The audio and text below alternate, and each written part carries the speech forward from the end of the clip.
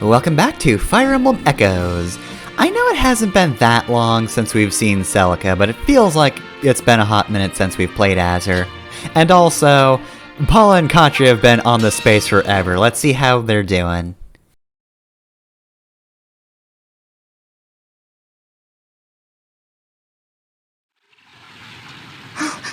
Quiet, everyone. Oh no, it's Garth. That must be Garth and his men. Probably best to Alright, them. Garth. Sounds like Barth, but he is here instead of there. Huh? It's one of those land pirates. It's all well and good until you have to fight the Sky Pirates. I mean, technically speaking, there could be sky pirates. I mean, there are flyers right Pegasister, there. Yeah. We could have sky pirates. God, why hasn't anybody done that yet? Scenario writer for Gaiden is watching this. He just gets up and like smacks a book off of his desk, Keep your wits picks up his laptop, throws it on the ground. God damn it! Why didn't I think of that? Oh, cripes, Celica! What do we do? Well, we sure can't leave them to this rabble. Let's go, everyone. Alright, so we've got to help those... If you've played Fire Emblem, familiar faces. For Celica, these two are just, Pegasus Knights that we gotta help out. So Paul and Katria will do okay on their own, but there's a lot of guys, and we just want to make sure they're okay. I mean, there's an archer over there, and maybe Garth's actually tough. He looks kind of tough. He looks kind of strong. So we do have the advantage in that we've got two pretty highly promoted characters who are mostly going to be over here. This, however, is also the introduction to Sands. Oh, I hate that. So, yeah, welcome to Fire Emblem Gaiden's version of deserts. This is not going to be fun. It's not the entire map this time, but those very distinctly sandy panels are going to be your worst enemy. So, normally in Fire Emblem, mages can actually move pretty well in sand. Desert tiles impede movement a lot for everybody except flyers and mages, and the reason being for mages is usually they wear looser clothing, so it's easier for them to move about in the deserts, but other units, especially ones on horses, just have the worst time getting through deserts. And normally deserts are a pain in the ass. However, only Pegasus Knights can really get through deserts without being impeded in this game. Mages, they still can't get through desert tiles easily. It sucks. I wonder if that's because the desert map is with Celica, whose party is filled with mages. Yeah, they would have a distinct advantage and would not have to care all that much. If they could move normally, if the mages could move normally through desert, that would basically just be a fuck you to Saber and Kamui and Valbar.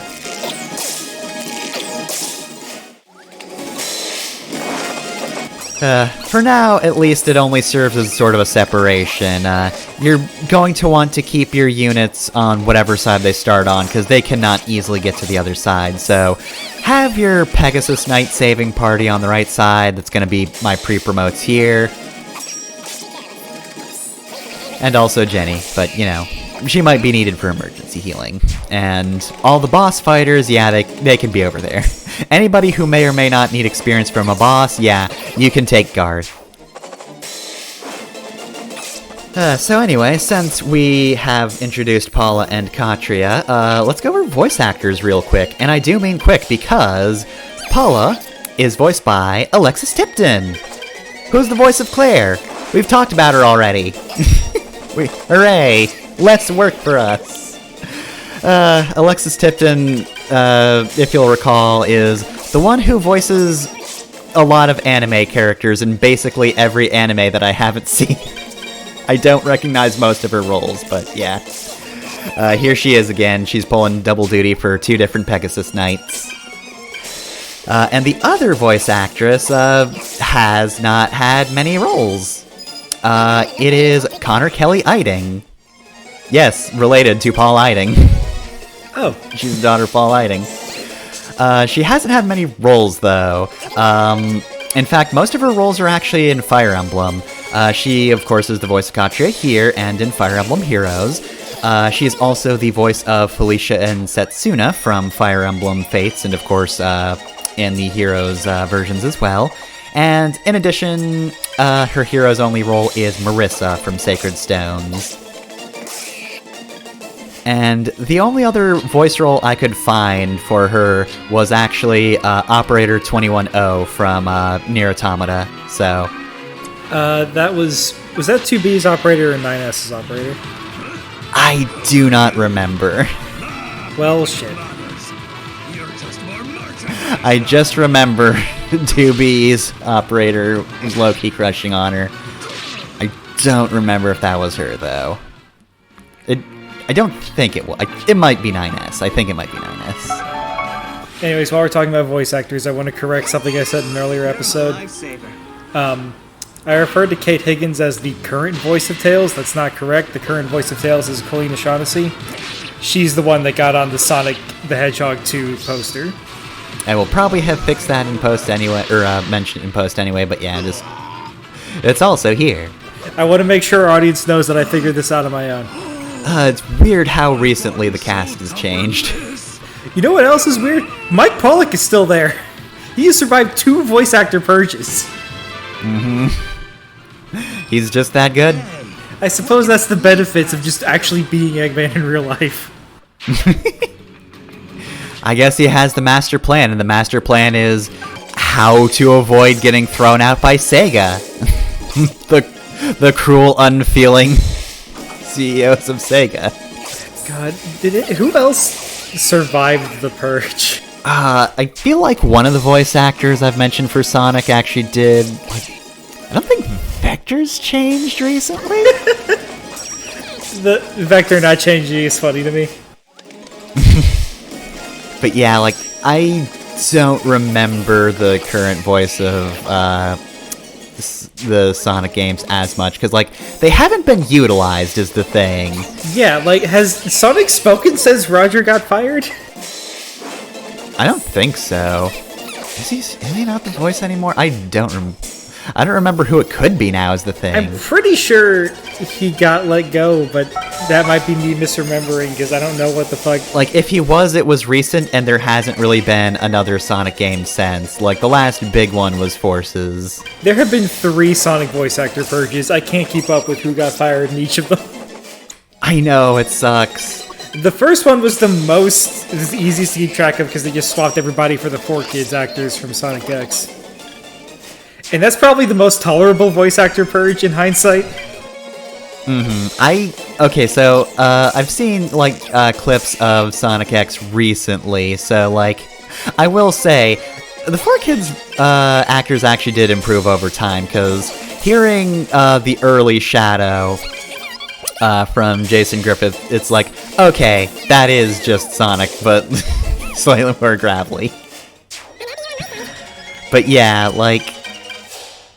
I think they did fine, and then eventually they purged them all for, I think Sonic Free Riders was the game that kind of showed off the voice actors, in addition to just being, a Kinect game that they could sell.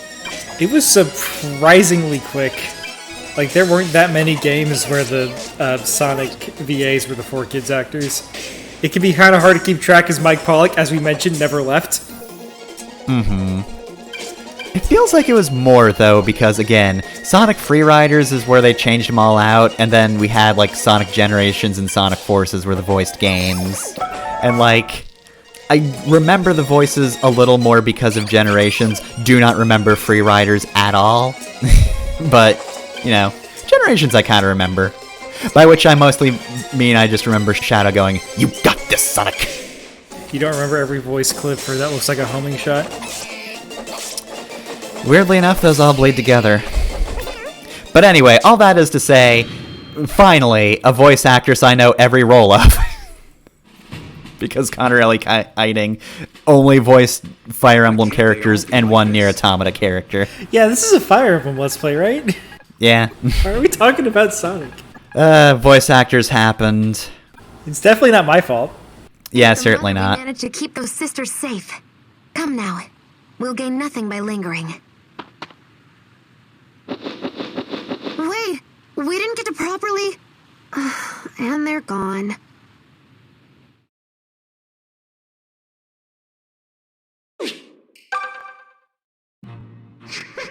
Alright, so we're going to want to actually double back to Zofia Harbor.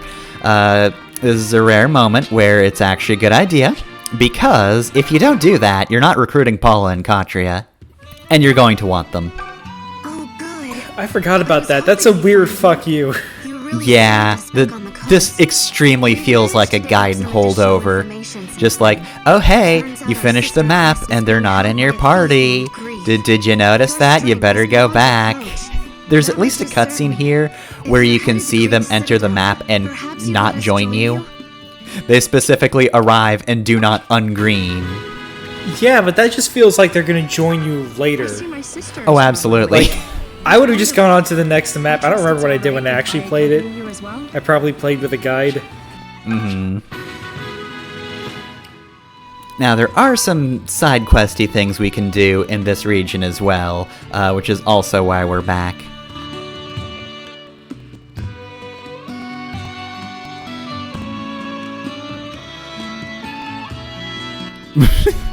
Also, dang, Royal Chef, that's a pretty big fuck-up.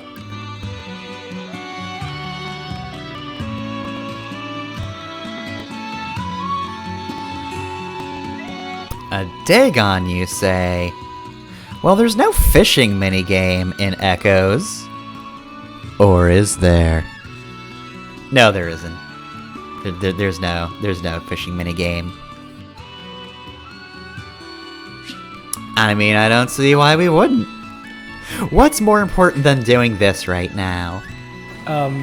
So Dagon is a Middle Eastern god of crop fertility, among other things. Have you seen a picture of what Dagon looks like? I don't believe I have, no. The path to Zofia Castle was blocked during that big earthquake that hit. Sorry to rain on your thatch, but there's nothing for it.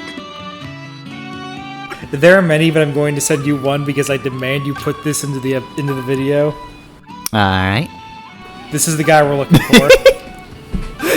We gotta catch Alright, him. that motherfucker. We're gonna kill him and serve him to the king. If you see this man, it's on sight. We also have the ability to finish this side quest now. We can make cookies.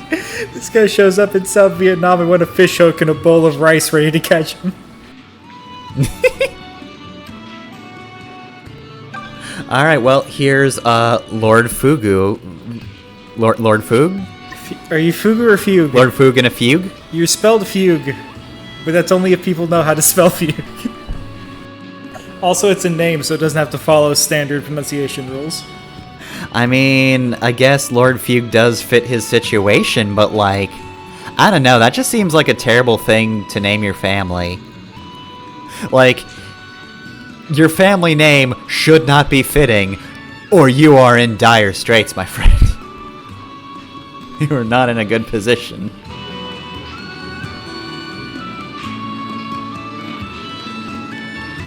Alright, we gotta get the Fugue shield from Greith. Fugues are known for our generosity. Anyway, I'm gonna cry in this corner. Oh, and what do you know? This skilled angler is actually the guy we saved. Well, thankfully, since we eventually gave him the correct food, he'll fight Dagon for us.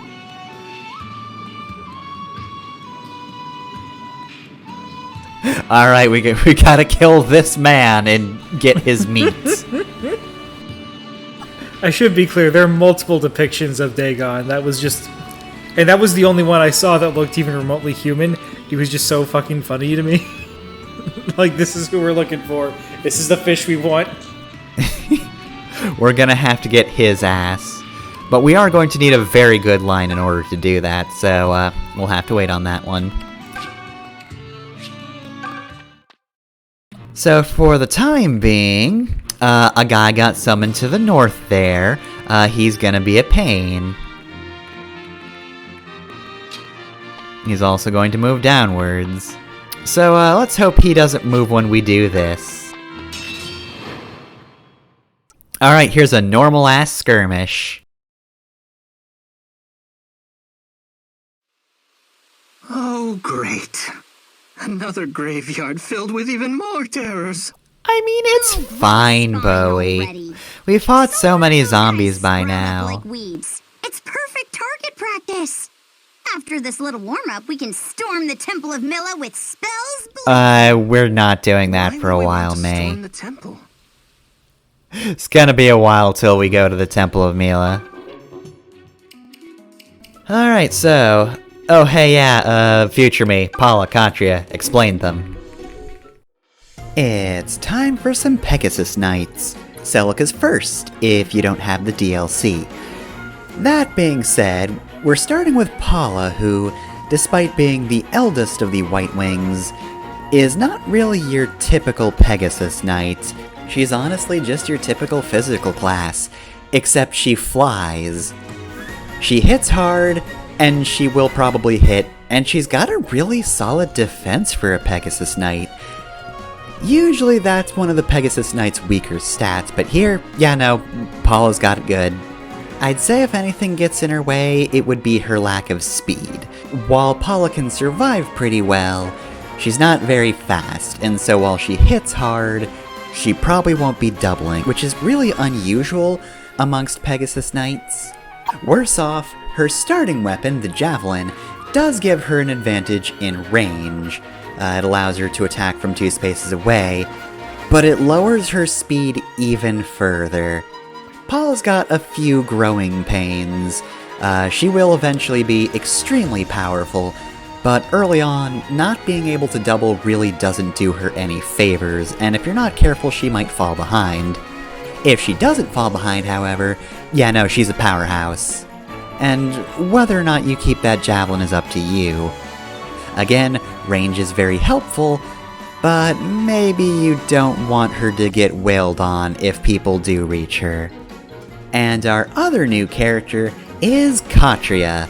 So, Katria does work a little more like your average Pegasus Knight. She's not the strongest, but she's very fast and has high skill. Of course, this being Fire Emblem Echoes, she doesn't have much in the way of resistance growth. It's only 2%, so she's gonna coast off of her base stat for most of the game, unless you get particularly lucky. Or, you know, just use stat boosters. Either way, though, special attention should be given to her luck in addition to her skill. Now, her skill already being good makes her great for crits. Her luck makes it so she won't get crit, and also will continue critting. Now, her skill growth rate is better than her luck growth rates, so she is weighted more towards skill in the long run. However, Katria has, well, just a better item than Paula. Paula's item has drawbacks. Katria's does not. She starts with the Angel Ring. Now, the Angel Ring, being a ring, will heal Katria every turn. So, you know, that's just flat out good. And again, no drawbacks. There's no catch to the healing. She doesn't get any stats taken away by wearing the Angel Ring. Instead, this ring grants her 20 luck. So while she will have a better skill growth rate, her luck is always going to be just phenomenal. Unless you remove the Angel Ring and give it to somebody else. I mean, you could, if you think they need it, but it's on Katria. If you want to keep it on Katria, she's just going to be Crit City for the rest of the game. Paula just has raw strength, but Katria's just going to crit all day, every day. And considering she will be able to double in most circumstances, who is the more powerful between the two? Thank you. Alright, so we've got another graveyard map, but in this one, our units are spread very far. We've got them kind of just lining the bottom area here. This area is pretty simple and it's not a particularly hard fight. That guy that got summoned and moves around the map can wind up on this space on the map. And indeed, if another character joins a map space, then you do have to fight both parties, so if that happens, we would have to fight mages here as well. Challenge run. Yeah, I mean, it's not that hard. It's an extra distraction. Actually, no, these guys are the distraction. The mages are the actually challenging ones.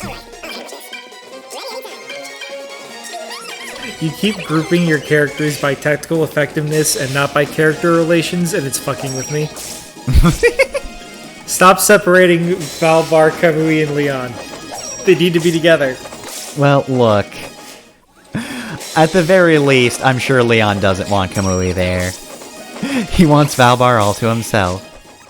Honestly, between the two of them, I think Katria is actually a bit better than Paula.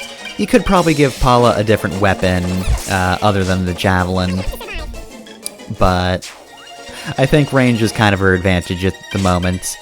Meanwhile, Katria's just got the angel ring, so she crits and she heals. She's not the most tanky character, but she can refresh herself, so she's actually decent at surviving.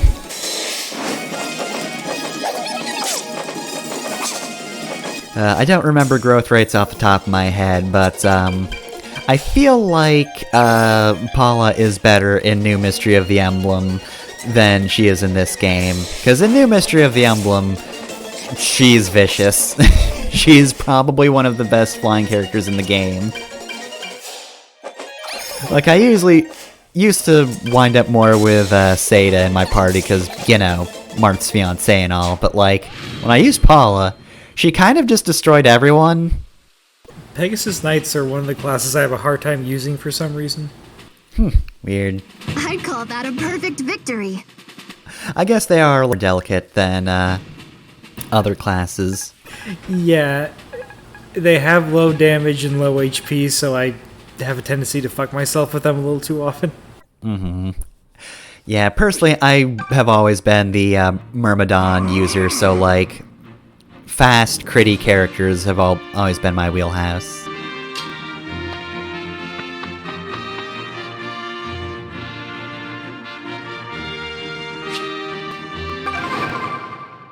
Speaking of which, here's Kamui. My hometown? Doesn't matter. It's gone now. Oh dang, that's tragic, buddy. A nomad. Me and my whole family. But another tribe edged us out of the market, so we moved to the city. That's another tribe. It feels weird to stay Was there in just one another place for group of too nomads long. bullying So yours? now, I'm a sellsword who straddles the world. It's a once real more. dick move. That's We why taught the traveling nomads with you about has been so capitalism. damn fun.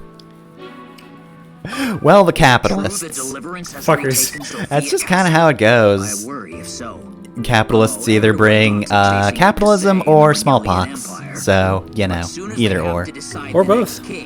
I've been reading Golden Kamui, and it's like, it does actually bring up that, like, the Ainu wound up getting kind of screwed by smallpox as well, and I'm like, oh, wow, Apparently that's just a thing that happened to a lot of indigenous peoples. Oh no. And taken all the young folk.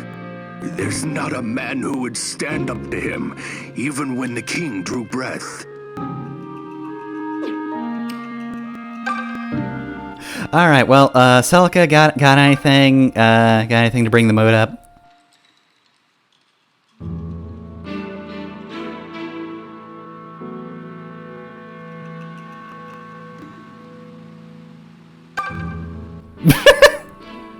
Wow, this fence fucking sucks. Good luck, idiots. Hey, careful, one of those two men built that fence. Yeah, he's following us. Hello there. I'm a traveling peddler of sorts. Green male Anna, so... Green Andrew? Grandrew? Is that anything? I don't think that's anything. Grandrew is what your grandpa Andrew wants to be called when he's trying to be cool. To reach the Temple of Milla, cross the valley approach and continue north. The temple's more than just a place of worship for the goddess, you know. It also defends the sluice gate. Oh yeah, the sluice gate, we heard about that. However, the gate opens only to members of the Sophian royal family. Oh well, that would be a problem if Celica weren't here. The sluice gate would just be closed forever, and everyone would die from flooding. Given how well it's been closed, we might have to start calling it the Stite Gate. Instead of sluice, it's Stite. Do you get it, ma'am? I'm just gonna go over here. Also, I love Fish Crazy Man.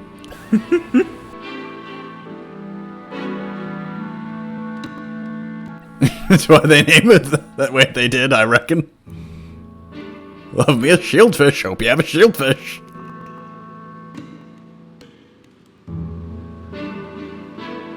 Also, hi, my name is Celica.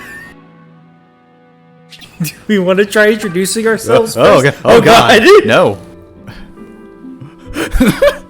Oh, I'm not going to fuck this shieldfish. Here's some Pegasus cheese. Hey, do you remember that one episode of SpongeBob with the chocolate? Ah, it's that guy. Shieldfish? Did you say shieldfish? Yes, sir. Dried or fresh? We're just gonna get to the final boss and he's gonna be there. Now that I've got you right where I want you, I'd like to buy all your shieldfish.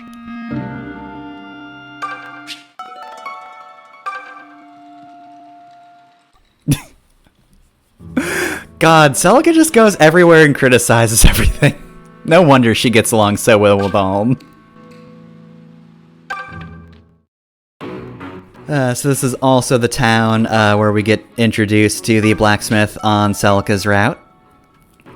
So once again, we can just thirst over the really hot blacksmith design that they made.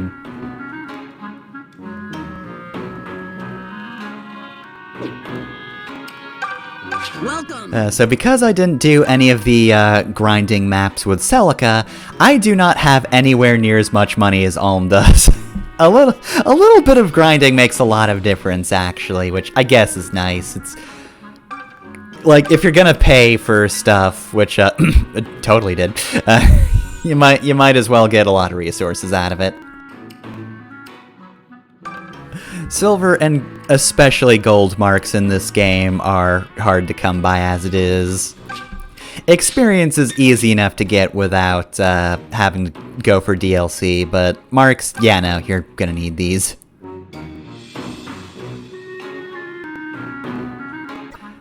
Is also showing there that sometimes you can actually evolve weapons past just maxing out the stars they have. The Golden Dagger apparently has another form it can take, but we don't have enough money for that, so alas, nothing we can do about that there. But maybe someday. The Golden Dagger that's slightly longer. Yeah, Thanks. as it stands, Saber's going to be incredibly powerful thanks to that Golden Dagger power-up, so yeah, he's gonna be fighting pretty well. I was off fighting on the frontier until a short while ago. Came home to find my village in ruins, and my brothers taken by Greith. I want to tear that thief's head clean off his body! But I can't do it alone. Yeah, you bet you Are can't. going to Greith's stronghold?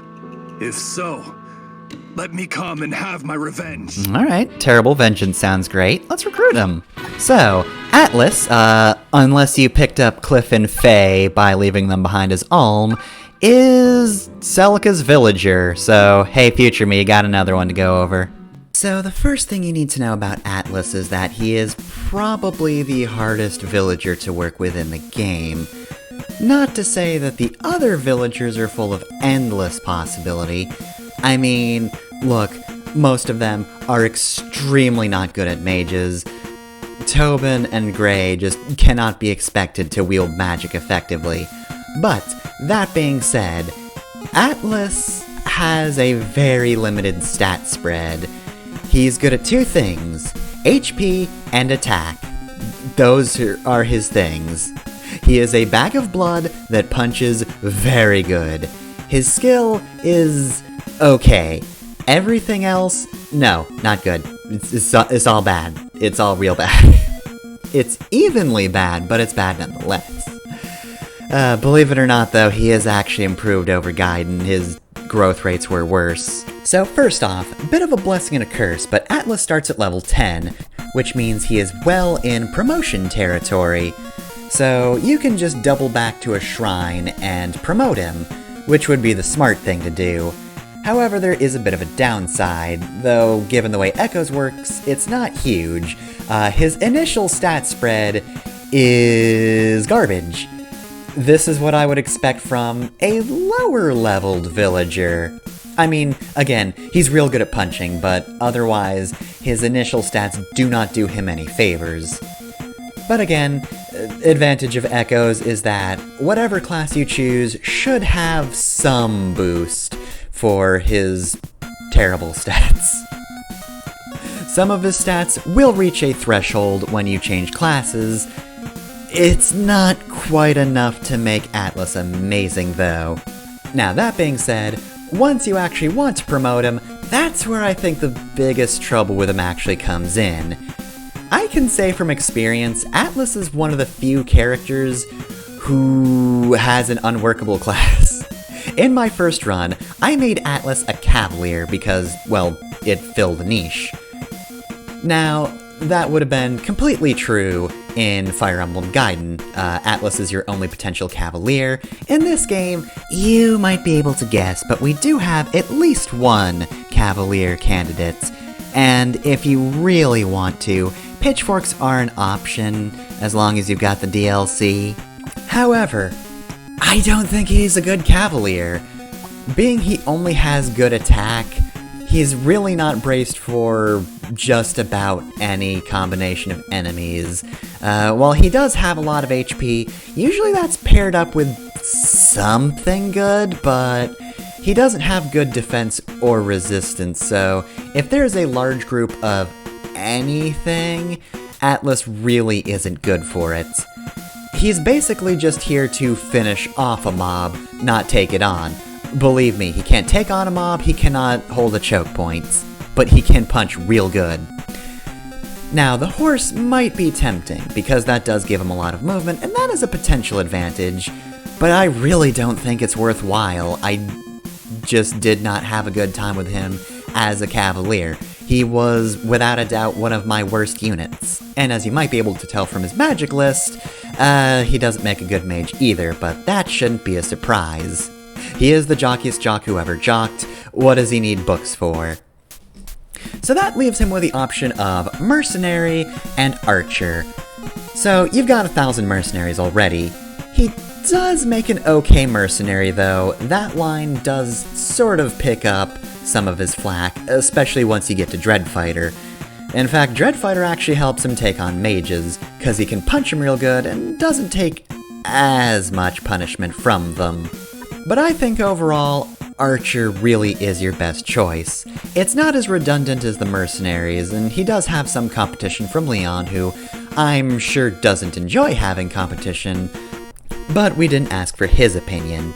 Being an archer allows Atlas to stay away from the front lines, which, despite being able to punch good, is really where he wants to be. He can take on enemies from a distance, and not only that, there are so many good skills you can use. Like, combat skills really help Atlas perform well, and he should have the HP to use them, so pick up just about any bow and he'll do very well with it. It'll pick up just about any one of his shortcomings, from low skill or the enemy's ability to move. Special mention goes to the Killer Bow, which gives you Hunter's Volley. You won't see Atlas attack more than once most of the time. Hunter's Volley is a bit pricey on the HP, but very worth it. Atlas is not completely unworkable, but take it from me, he doesn't need a horse until he's mastered archery. He just really does not get any advantages in that class line, but Mercenary, and especially Archer, should work out well for him. Okay, there we go. Again, this is a thing I'm going to mention in the bio, but oh god, if there's a character who is not very good in this game, it's Atlas. I am a little worried about Atlas. Somebody should let him know that if he's going to start a mission of revenge, he should dig 2 graves. That's fucking stupid. I'm gonna kill way more than 2 people, idiot. But yeah, like, he's not the best character, but you know what? As long as he doesn't shrug, I'm fine with him.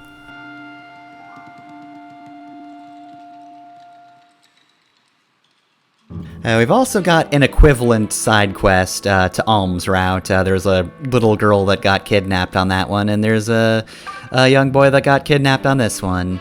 We've also got a lumberjack.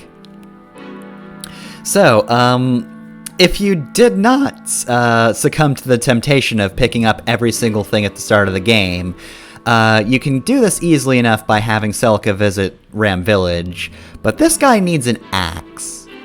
So, first item we'll need to transfer between parties, because Celica doesn't have an axe. What about leftover ale? Can you drink your troubles away? Not with a full ale, of course, just, you know, remnants. So we'll get to that in a sec.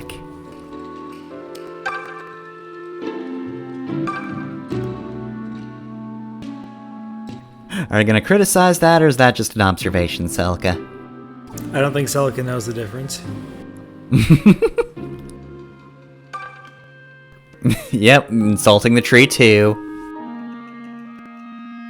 Wow, poor turnout for this orange tree, am I right? I'm gonna take this. Wow, I took like a third of the oranges. The thing is, Celica didn't even grow up in a palace. Like, she grew up in a church for the most part. Why is she so used to things being better than this? This one just sucks especially hard. Alright, we've got a couple of characters to talk to. I don't mean to pry, but I heard you and Celica had a fight. Good. Well, don't feel bad. You've been apart a long time after all. Looks like you can never reconnect with Celica ever again. Only someone who's been with you the whole time could ever truly understand. Someone who knows you so well she thinks exactly as you do. Don't worry, Someone who Alm, would I do won't whatever isolate you ask. from too many of your Only friends. you would. Those are But the if Tobin sort of gets any friends you ideas, I'll keep fucking kill close. him. I won't isolate you from too many of your friends, only the ones that want to fuck you. Fight with Celica. Faye, I'm not sure you realize how many people... Clip just from the other end of the room. So everyone, huh? You mean everyone except you? I never said that. She could be standoffish. You could always tell she was Clive's keeping married something or has somebody in a committed relationship, Yes, I but he's suppose still I can marking see down that maybe. From time to time. But when you think about it, it's kind of selfish. To keep another secret is a sign of strength and trust. But when we hold our own secrets in, we're only judging everyone else. You can never understand, we think. It's sad, but it's what we do. Cliff out here talking about being selfish when his right shoulder has 2 shoulder pads. But is he selfish for everybody else, or just his left shoulder? Both. I am a traveling It's both artist. situations. Fuck, that was his left shoulder. But I Is get my the right. freedom to deliver a single I item fucked if up. you wish it. Just give me a name, and I'll see they receive it with all speed. Alright, so I've got the sense that Celica needs this axe, so could you just give that to her? It's all the way past all of my food. Where is that in this bag? Ow! Here it is. A little pro tip to our viewers at home: if you break up with somebody, don't send them an axe in the mail. Thankfully, this is for a side quest, and she'll just immediately understand and won't ask questions. So anyway, while we're completing the side quest, I should also mention, do not go north. Oh hey, Katria. If I had to describe my sister Est in a word, it'd be free. Which is ironic. It would be ironic because she's no longer free. Order of Knights the next day. Said she was opening a shop with some boy she was fond of. Yeah, that's a Does what weird she wants and relationship. says what she wants, and damn the consequences. There are times I envy her. Yeah, so she has a relationship with Abel from the first game. Shrug. I mean, I'd comment on the lack of chemistry, but it is Fire Emblem 1. So anyway, yeah, as I was saying before, Katrio's a new conversation. Do not go north towards the Temple of Mila, because Atlas, Paula, and Katria all want to kick Greith's ass, and if you start going the wrong way, they're just going to leave. You can pick them back up by going back to their respective towns. However, if you keep going and reach the Temple of Mila, yeah, you're probably not going to win that fight. You will probably not have enough characters and experience to do that one. Trust me, I've tried. It's not easy. You can probably do it with a bit of grinding, but I would not suggest it. Regardless, though, we're not going to be doing that next time. Celica next time will be heading out towards Greith, but we'll be catching up with Alm on the next episode of Fire Emblem Echoes.